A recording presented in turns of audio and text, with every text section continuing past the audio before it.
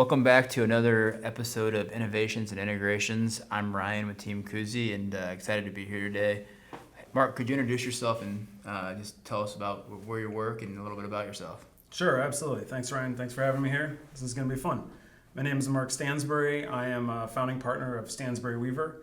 We are a law firm that is built from the ground up to support digital-first entrepreneurs. So what that means is companies that have a strong digital focus, a strong digital presence. Mostly it means startups, tech companies, software companies, and that sort of thing. But we work with companies really across the board.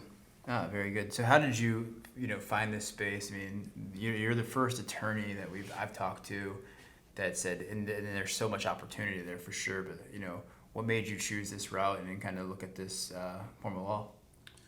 That's a good question. I don't know exactly, but I guess I've sort of always been a bit of a dork. I mean, law school is a pretty natural place for dorks, but I built my computer growing up from scratch. I didn't go so far as to really get any good at coding or anything like that, but I've always been interested in tech and really wanted to get into that space. Obviously, it's an interesting part of the economy, cutting edge on everything. So wanted to get into that, and after law school, I started out at a small firm. I was there for about a year, and it didn't really fit. It wasn't, they had some really interesting clients, but no one on the tech side at all. It was really a lot of older economy stuff. So from there, I went out and started my own practice and really made an effort to focus on doing corporate and business work for technology companies. Very good. So you said you have a couple partners today? Yeah, sort of. So I've got John Weaver, who co-founded it with me, is still somewhat involved in the firm, but he's not really active day to day anymore. So mostly it's just me running the show. We've got a team of 8 people now. Is this the same John Weaver that's involved in the restaurant or Donato's group? Yeah. The one and the same, yeah. So I know one of their partners, Amos Durbin, over at that. Amos is a good friend of mine, and we do a lot of work with Donato's. And So talk about, I'm not sure, have you had much experience with Donato's? Talk about a tech-focused restaurant group. It's interesting that you say that. Actually, we just started working with Amos last week. Yeah, he's great. Started helping out with some stuff over there. John. So John was obviously co-founded the firm, and he was with us for a while, and then he went out to work with a client of ours who's Mike Red, and he sort of took over his day-to-day, and one of the things they did is this Donato's group. And so through John, I got introduced to Amos, and we started working together a week ago, 2 weeks ago, something like that. Yeah, Amos, I've known Amos for a few years now, and just great guy, and love where he's at, and his relationship with all restaurants, but then brands specifically, and then he's very forward thinking, tech focused. So we're excited to see where that kind of goes from the franchise group up. He's in his role previously at corporate Donato's, he kind of pushed them to be like, hey, let's do this, and they don't need pushing in the tech space by any means. They're doing all kinds of crazy things right now. So we're talking about restaurants right now. In the tech space specifically, which industry, which vertical are you seeing the most tech push in your space? In restaurants in particular, in any vertical, in which vertical, which work category? Really everything. I mean, the hottest thing right now is AI. Everyone's talking AI. Everyone's trying to integrate AI in different ways. And I know I saw an infographic the other day just showing hundreds of companies that have raised $5 million or more for AI ventures in the last 6 months. It's just been absolutely bonkers. So a lot of that. We also have a pretty strong presence in healthcare technology. So there's a lot of growth to happen there. And healthcare continues to be a growing part of the economy in general. And then inside that, the tech solutions are just exploding, including AI, of course. We've got a handful of restaurant clients, both restaurant groups and sort of hospitality tech. Sure. We have a client called RoboJoe. They're rolling out a robotic coffee shop. It's a fully automated coffee shop. Amazing. It basically has all of the functionality of any coffee shop you'd go to. It can make any drink that you want. It can do foam art on there's no person involved at all. So it's not going to be replacing your cool third wave coffee shop. It's not going to replace one line or whatever where you go for the barista experience. But if it's in the basement of a hospital where you've got some college kid who's not really loving the job, it's a perfect opportunity to deploy a machine like that. So that's amazing. Really cool. And so we have the the fortune to get to see all these technologies from our role as the people that go out the boots and grounds and install them. And it's so funny because, you know, in my 4 years here at Kuzi, we've seen so much of the technology jump from industry to industry and space to space. And you mentioned AI, and we were just at a restaurant technology show 2-3 weeks ago, and the AI was the focus, whether it was video AI or voice AI, and we've got a lot of great partners that are restaurant groups, industrial groups, and everybody's looking at, hey, how do we make this better? I mean, obviously, the workforces are a challenge for everybody right now, and they're using AI to address a lot of this. So let's talk about the legality and some of the things and that you guys are looking at, exploring at, and trying to figure it out. I think this is a lot like social media and everything else was at one point, and we don't know what's wrong with it, or it's hard to define, but you know what the challenges are when you see them. So talk to me a little bit about the AI component. Yeah, well, good timing on this question, actually. We're just meeting today to talk about rolling out a probably bi-weekly email series and turn into blog posts on this topic because there's so many areas to explore. So if anyone's interested, they go to our website and sign up on the blog to get our emails and see this coming out in the next couple of weeks.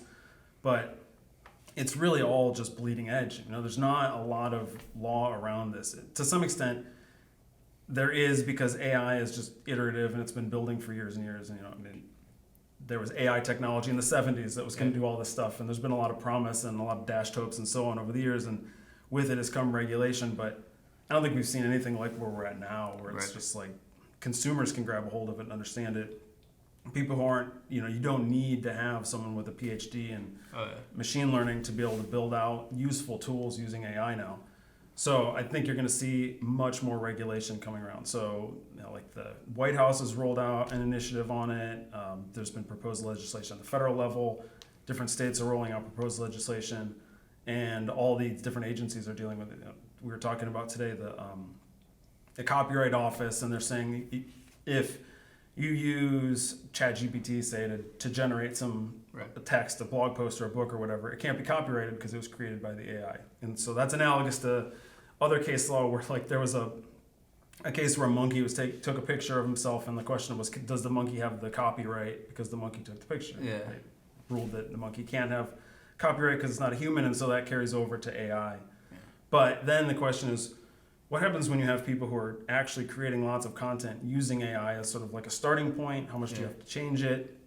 At what point, if you craft a prompt for, DALL-E or whatever, any of these sort of image generating apps, if you craft the prompt and it generates an image, why can't you claim copyright to that image? And then if you can't claim it, like, what happens to copyright if suddenly you have this explosion of art that no one owns and it can all be copied? So there really aren't a lot of answers to these things. It's all being developed right now. And that's what we're hoping to explore in this email post series, is just like all of these emerging areas and what's likely to happen in all of them. So something that we always are fascinated about, we've had conversations multiple times, is whether it's the restaurant space or the retail space, or even in the industrial space and the workflows, is how people interact with the AI as consumers. So talk to me, whether it's license plate readers or it's like, hey, Ryan came through and he ordered a cheeseburger yesterday. Let's suggest a cheeseburger again, or try to upsell him Diet Coke, etc. So talk to me about how the AI and the legal ramifications of interacting with AI as a consumer. Yeah, I mean, it's going to vary from situation to situation, but there's there are going to be a lot of privacy implications there, and privacy is also a pretty cutting edge thing where you have different jurisdictions competing to have the most comprehensive privacy laws. For a while, it was the EU with GDPR, but California has maybe arguably overtaken them, certainly for U.S. purposes. But California's not the only state with privacy laws, and right now there's not really a comprehensive federal regime for privacy, so it's just a patchwork of different states that are rolling them out. Some have passed recently, and some are pending to go into effect this year. And so it depends on what state you're in. Right now, Ohio doesn't really have a privacy law that would be implicated in the situations that you're describing. Sure. But that could change any time. And also, if you've got a restaurant group that's got multi-state exposure, what state do they follow if they're going to buy like this AI system? They're probably going to want to roll it out to all of their franchise locations and not just one state. So they've kind of got to be aware of what's the high water mark in Yeah. terms of compliance, and then comply with that state. So right now we're seeing, and I was fortunate to see a demo last week, is you talk about IoT and you talk about the AI specifically and cameras, and you talk about monitoring. So you talk about the big brother factor, which everyone's freaking out because, hey, you're monitoring on what's on my phone or what I'm Googling or whatever. And, me personally, I don't care whether people are monitoring me because I don't do anything that's shady. If you want to look at my Amazon search history, go right ahead. But, as this big brother thing kind of comes out, there's this solution I saw last week, and it was an IoT solution where it was the cameras are interacting with the point of sales. And in this particular example, it was really cool / interesting because, like, let's say you have a cashier who has a history of having transactions that are consistently off, or they're having refunds and doing everything. What it does is it earmarks that person, and it'll say, hey, Mark had 5 refunds that he did in this hour, and it catalogs that point of sales transaction list and all the video that goes next to it. And it does that so you can say, mark suspicious transactions, it brings it up, and you can see if they're sweetheart checking, if they're doing this. And to go on to a next level in the retail space, if a cashier is doing things and their arm goes across the scanner 15 times but only 14 items got scanned, is this a coachable moment? Is this a, hey, this person's shorting the till, etc.? So have you seen anything in that kind of scenario where employees there's more oversight to, I think there's, I'm big on being proactive and setting people up for success, but what is the legal ramifications of, trying to watch somebody and catch them doing something that would be nefarious or off-putting? Yeah, so, well, I don't want to get too out of my depth here because I don't really focus a lot on employment law. Yeah. And one of our attorneys does a lot of employment law, and she could probably speak to that Sure. in more depth. But a lot of that's going to come down to, one, if it's in public, a company has a retail establishment has the right to monitor its premises. So having cameras is totally within the norm, and I think any employee would expect that there's going to be cameras watching the cash registers and so on. And then it comes down to what's in your employment agreement too. So if you agree to be monitored, or Sure. if you've waived those rights, or you've basically, like, the employer has made it clear that this is going to be part of your employment, is we're going to be watching. And that's pretty standard, whether it's like new smart AI tools like you're describing, or just sort of more rudimentary old school monitoring and compliance. It's become part of employment. So let's talk about that from the consumer perspective. And you pull into a drive-through, and it reads your license plate, and you don't want them monitoring the fact that you've hit McDonald's 5 days in a row, and you've done that or whatever. So and marketing towards you with pop-up ads and doing all that, and that's the kind of stuff. This is the way it's trending. How does the law protect or expose consumers as they get more exposure to the LPIs or the different camera technologies? Well, it's going to seem like I'm punting a lot on this, but again, it's state by state, and the law is developing. So, when it comes to going to websites and having your information recorded, the law is more clear, and you can figure it out jurisdiction by jurisdiction. It's still pretty patchwork, but you can get a cookie notice, you can reject cookies, that kind of thing. But if you're driving through someone's drive-through on their property and they have a camera that catches your plate, what are your rights? It's not so clear that you have the right to be forgotten in that case, like you would in the EU maybe, or that you have the right to reject cookies if someone's monitoring your license plate and then sending you coupons because they know where you live and that sort of thing. So with all this gray area, are you seeing most of the things that are, you're being approached about to be part of the conversation with and kind of evaluate? Are these, are these conversations, are these legal asks between the technology companies and the end user? Are they conversations between the consumer and the product that they're digesting? Where are you seeing like the most traction? Like, what is the relationship? Is it B2B? Is it B2C? Where's the friction? I would say B2B for the most part is where you're seeing that, and the consumers come into it when they form interest groups and they lobby their legislatures, and then pressure gets put on government to pass regulations or pass laws to make changes there. But short of that, it's the technology companies that are building this out, and then the restaurant groups that they're selling to. The restaurant groups want extensive indemnification in situations like that to make sure that they're covered in the event that the tech group got something wrong. Right.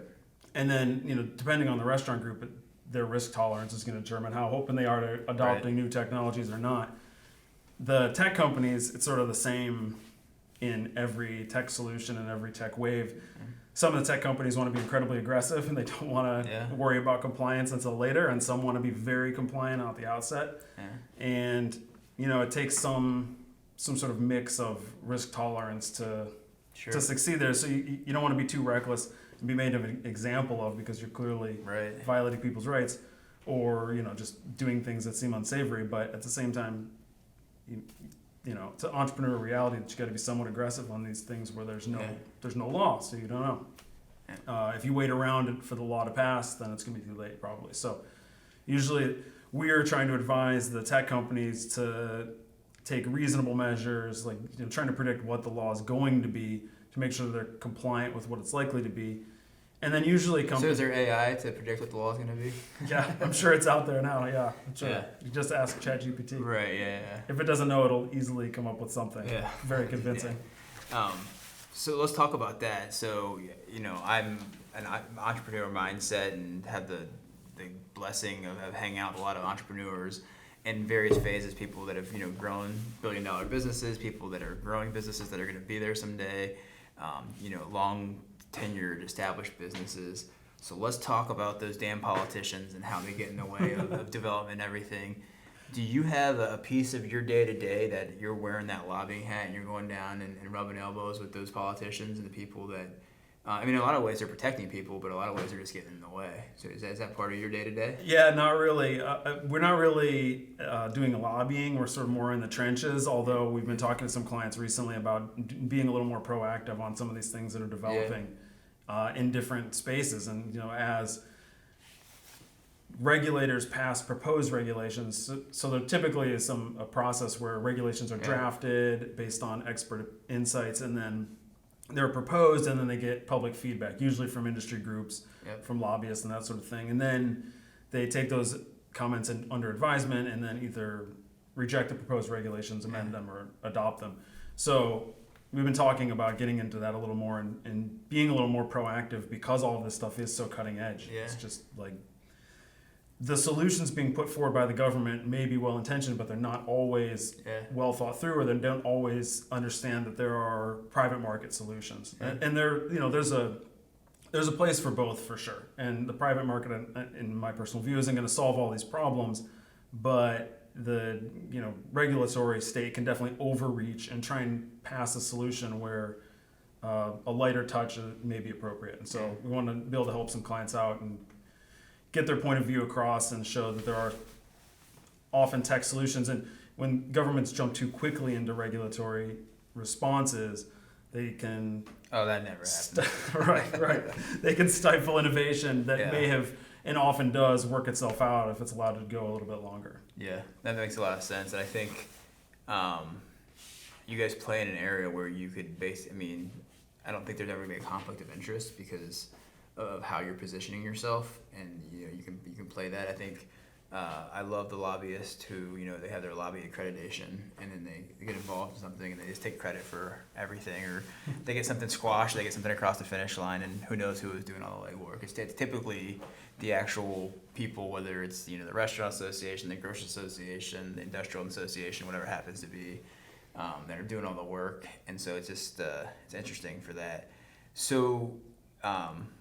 Yeah, and the unfortunate reality, I think, for most of clients that we work with that are, seed stage, Series A, Series B, is that they don't really have the clout or the resources to put much effort into that sort of thing, but whereas the much larger companies do. And so the lobbying tends to come from trade groups and really large organizations, and not so much from the smaller companies. And they can make an impact here and there, maybe provide some testimony, provide some insight to regulators, but they don't have the resources, and they've got to be moving too fast to try and keep up with, or ahead of the competition. So their priority really is on, like, what do we do to not get busted, not get thrown in jail? How do we stay compliant? And how can we how can we help them get ahead of issues where regulations don't exist, and just sort of like anticipate what's likely to happen and then act in good faith in that direction. So let's talk about the compliance thing and your time in this kind of role. What is, and you don't have to use like these actual examples, but have you come across something where they're like, it's innovation, it's always this new things people haven't thought about.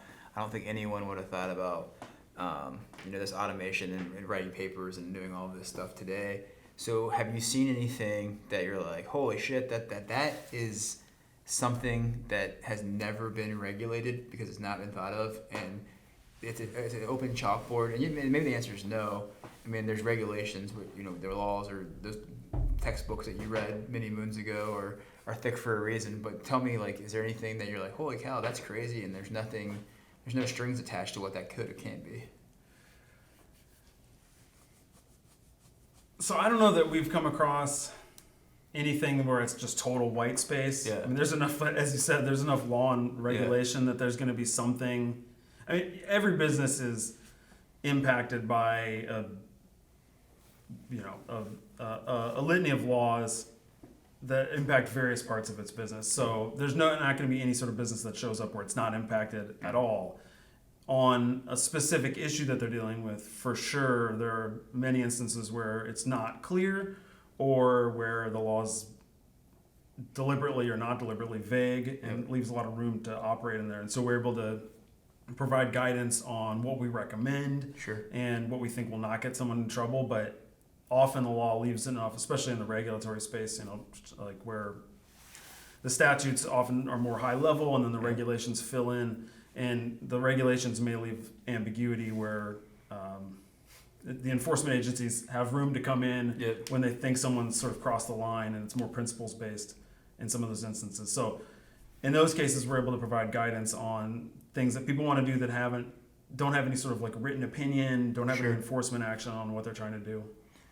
So in that case, talk to me a little bit about where your ventures typically start. Do they start with entrepreneurs who are like, hey, is this going to be such a pain in the ass legally to get this thing to a place where it's generating revenue and it's going to be a profitable business?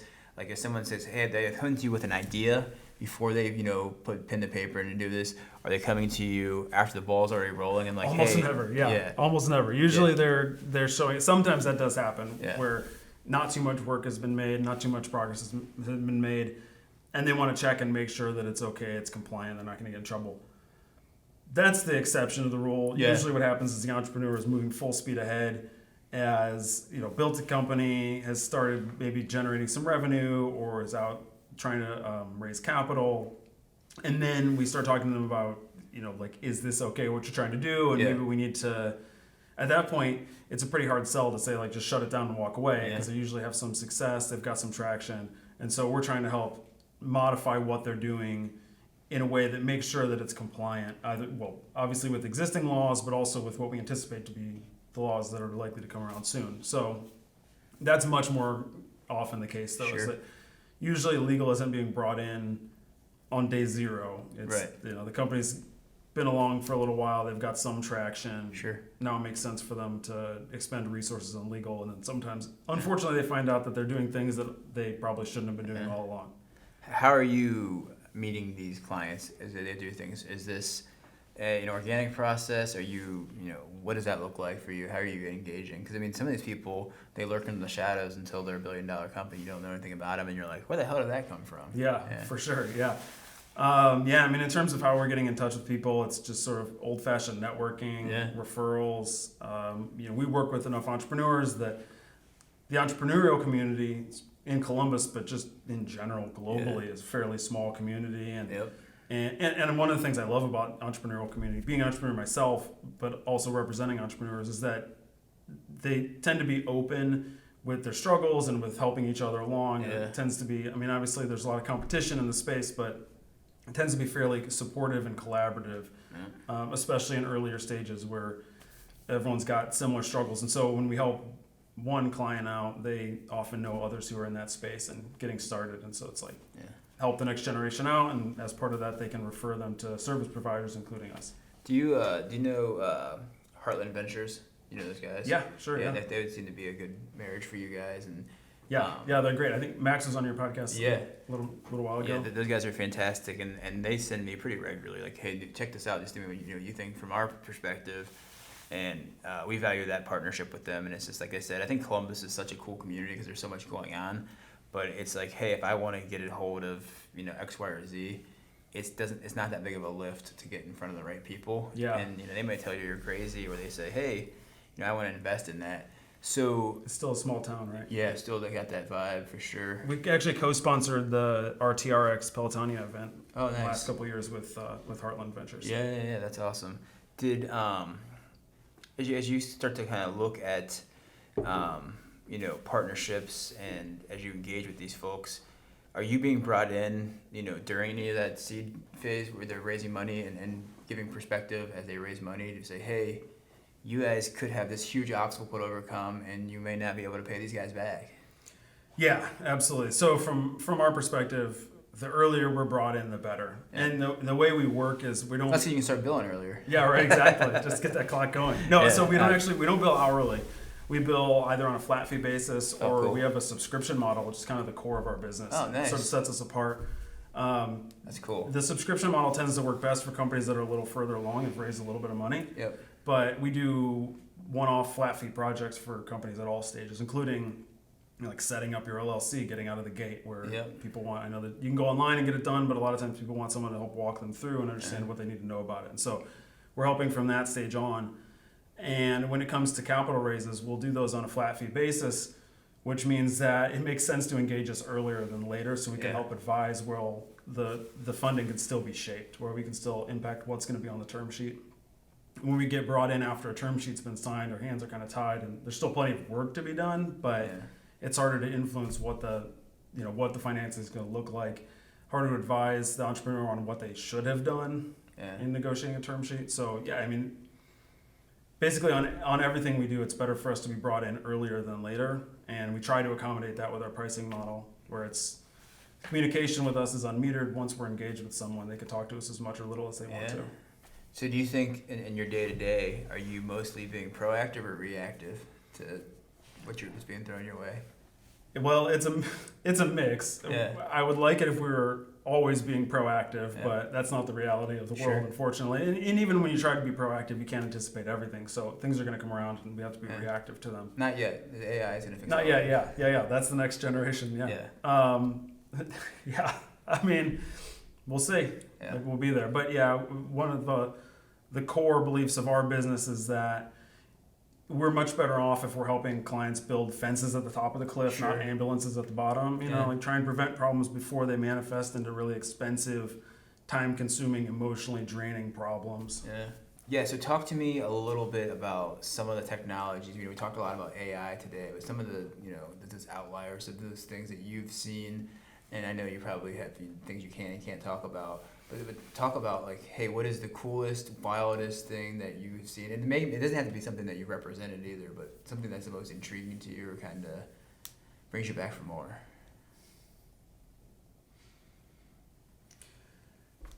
Man, that's a tough question. I mean, so much of the technology that we see, both in our clients and the local market and then globally, is just so fascinating. Yeah. I mean, really, at the moment, we really are really stuck on this AI thing and thinking about different ways that we can implement it in our own practice. And we've already started rolling it out. We've had it help draft contracts. They still need a lot of second looks, but it's pretty nice. It speeds things up from our perspective, and it's nice to be able to use some of these tools. There's some AI legal tools that are being rolled out. Still a little clunky, but they're getting better fast. Some of the things that I really love are just these not flashy, more industrial pieces of technology. When I started the first year of my practice, I was at a firm, and one of the clients that they had, which I always thought was really cool, was a company that did chicken processing equipment, and it just chopped up chickens for, you sell these machines to Purdue or whatever. There's not a lot of buyers for these machines. Right. But it's just so foundational. It's just a really cool piece of technology that solves a very specific problem for a very small number of buyers. It's not this isn't TikTok. Right. But it's just very nitty gritty, grimy, functional tech that just has to work for a specific group of people. I really think stuff like that is cool, and that's like we see a lot of that in the healthcare space where it's all like behind the scenes. It's very regulatory driven. It's not really sexy stuff, right? But it's solving real problems for real people, and that's really cool. Yeah, the functional tech, and to me, we look at our partnerships with our end users, whether they're restaurants, whether they're people in the medical space, industrial, retail, etc. The functional tech, what I love is seeing something in the medical space and taking it to the restaurants and saying, hey, have you guys seen this? Because it's applicable to what you're doing. Or we have, somebody come through and say, we're trying to solve this problem in the back of the house. What have you guys seen? And the beautiful thing about us is we don't resell anything. We're just trying to be the people that are extensions of the people we work with and do the installations. So they know I'm not taking a kickback from saying this point of sales is best in class. I'm saying, hey, meet these guys. If it works out, hopefully we get to do the installs. If not, we'll be around for other things. So that functional tech is so key to everything you're doing. So have you seen anything so far in your career that has transitioned from one industry to another?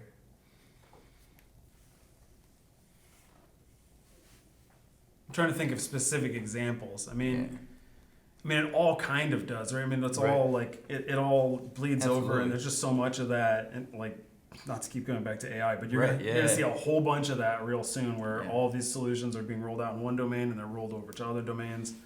And just like one of the great things about the current tech revolution that we've been in for the last 30, 40 years or whatever is that the software is so flexible that solutions that are developed in one domain are easily rolled over into other domains. The tools that are built in one piece of technology now are able to easily talk to other pieces of technology, and so you can cobble things together and come up with solutions. So it's really cool. I mean, I'm sure I'll think of as soon as we get off some examples, but just like all of the things that we see are iterative from other industries and other sectors. So you were a self-proclaimed nerd earlier, and so let's talk about when you start working with a client. That's an example. It's like speaking of, so I was just thinking about building my computer and putting in a graphics card back in the day when the graphics card first came out. And I remember getting a 6 meg graphics card, and it was like all the other graphics cards were 4 meg. Holy shit. It's just different. Sorry, I don't know if I can swear. No, that's fine. It was so impressive. We can swear. It ran it's good. Quake so well or whatever. But like those came out because games started demanding all of these like multi-point processors, but now those are being used for AI solutions. Like suddenly the way that machine learning is done changed because they realized they can now use this different architecture. It wasn't designed for large language models at all, but suddenly the tools that were used to generate lots of pixels at once can now be used for lots of words or tokens or whatever the unit is at once. And so it's just a total crossover that's created this whole new revolution. Yeah. So as you start to look at these technologies that you're working with, you're representing, and you're helping, work their processes out, how far in the weeds, you said you have that natural curiosity to understand how things work. But I mean, obviously you're not, a tech guy, you're not a developer. Yeah. So how far are you getting in? Are you learning the basis and saying, hey, this is how this law is applying? Or is it one of those situations where you're digging until you're figuring out where the crossover and the friction's created? I mean, so we're not like in the code base, so to speak, but I do believe that the more we know about how our clients are working, what they're building, and how their products work, but also how their products are presented to clients, how they're sold, how they're used in the marketplace, all of that, the more we know, the better we can advise. That's kind of the core of our subscription model, actually, is developing a long-term relationship with our clients in order to better understand everything about their business, so that we can provide really like comprehensive general counsel advice, where we understand what the product is, how the product's built, how the product iterated over time, how it's being sold, but also understand who are the people who are building the product, who are the entrepreneurs, who are the executives, who's on the board, what are the risk tolerances of all these individuals. So it's like the more we know, the better. There's Edward Bennett Williams, a famous litigator, used to own the Redskins, said there's no substitute for knowing everything. Right.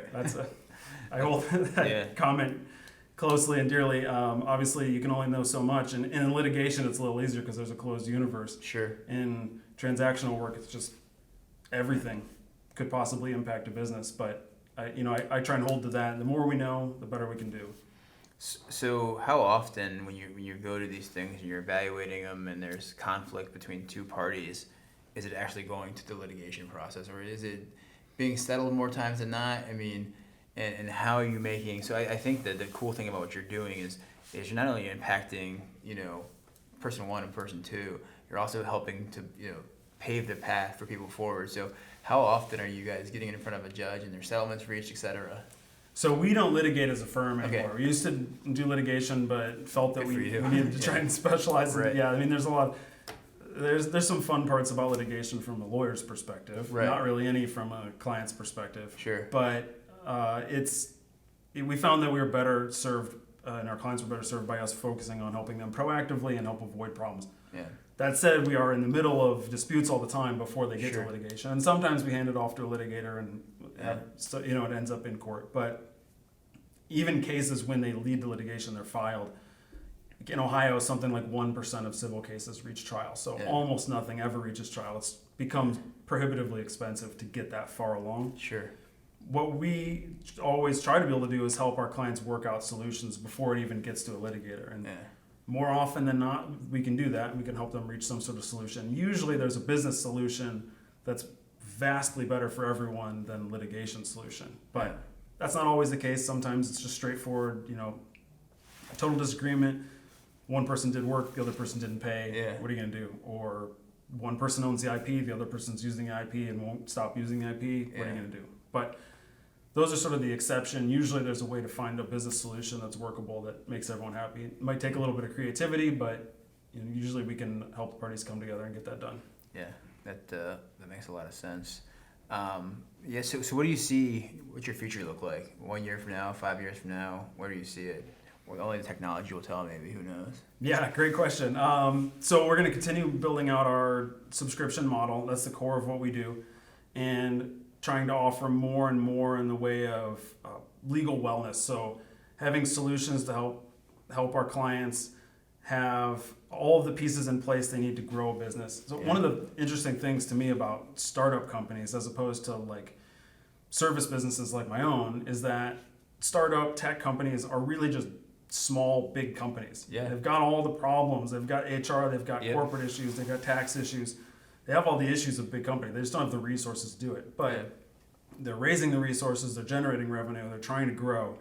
And it's very important to get the foundation as right as possible so that when they grow, their legs don't crumble out from underneath them and they fall over, right? And that happens a lot. You find companies that grow big and then they've got rot inside that has been there since the beginning when companies skimped on things, offense related to employees and HR issues and that sort of thing, but can also be cap table issues and tax issues, that sort of thing. Sure. So trying to help make sure that our clients have as comprehensive of coverage as possible and really focus on the health of the business and making sure that all of the boxes are checked and all the things are in place so that they're able to grow successfully without having to stay awake at night worrying about whether, what's lurking in our contracts that we didn't think about, or do we have contracts in place with our key suppliers or key customers at all, that sort of thing. Yeah, no, it's smart. And you think about wellness, it's you're not, everyone, I think, they think of lawyers, they think about that litigation piece, or they think about the lobbying piece. They don't think about the wellness piece. And I think it's so vital to what you guys are providing today, because you're that physician, you're that nutritionist, that personal trainer, you're that all in one, so that there's a ton of value for entrepreneurs. And I think, as you said, a lot of times what we see is these people, and this is in every category, and I use this analogy in the beer space a lot too, but you have this person that has this wonderful technology, but they have zero business sense. And they've never done it. And that's no fault to their own, is that they're so focused and and that's what they needed to do to make that technology as good as possible. But all those things you talk about, it's things that you learn from real life experience, you learn from exposure, you learn from seeing other people doing that. And so you having that one-stop shop to help guide these people and be the Magellan of their venture is pretty impactful, I'm sure. So what is that? Is this something, your contracts typically subscription based? Are they year based? Are they 6 months based? Are they open ended? So they're actually month to month. Yeah. We want clients to be with us as long as they want to be with us. And Yeah. we don't have very high churn, but clients are free to leave anytime they want. Yeah. The goal, though, is that we have an indefinite relationship. We Yeah. ideally would start with a client when they start their company and be with them until they sell the company. Yeah. And that the longer we are with a client, the better work we can do, the Yeah. better we understand, as I Sure. was saying earlier, the better we understand the personalities, the dynamics of the company, what they're selling, who they're selling to, and all that, the better Yeah. we can do. But, if someone doesn't want to be around, if they don't think we're providing value, then we shouldn't be working with them. Yeah, absolutely. Are you guys engaging with any of like the local VC firms as well as they start to bring in evaluating new things? Is that a channel for you guys? Yeah, I mean, I think that usually we're working with clients before they're talking to VCs, Yeah. so more on the angel, and we'll make introductions and stuff. We're not a broker dealer, so we're not helping to sell any of this stuff. Yeah, We're not yeah. trying to close deals, but Right.